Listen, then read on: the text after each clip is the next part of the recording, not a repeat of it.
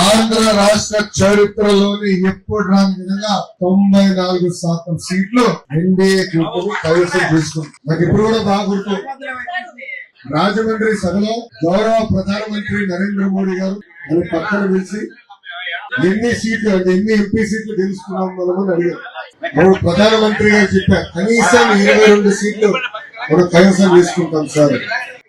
ఆశ్చర్యంతో నా వైపు చూశారు. ఎప్పుడో బాగా గుర్తు.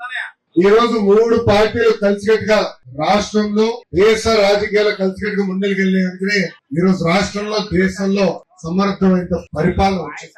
నేను ఎన్నోసార్లు చెప్పా 2024లో తెలుగుదేశం పార్టీ ఎన్డీఏకి వచ్చిందంటే అన్కండిషనల్ గా వచ్చాం. ఈ రోజు కూడా తెలుగుదేశం పార్టీ సపోర్ట్ ఎన్డీఏకి అన్కండిషనల్ గానే కొనసాగుతుంది. మాకు ఈ పదవి కావాలి, ఆ మంత్రి పదవి కావాలి, ఈనాడు మనం అడగలేదు. మనందరి 3 పార్టీలు కలిసికట్టుగా అడిగేది ఒకటే, అది ఆంధ్ర రాష్ట్ర అభివృద్ధి, ఆంధ్ర రాష్ట్ర ప్రయోజనం.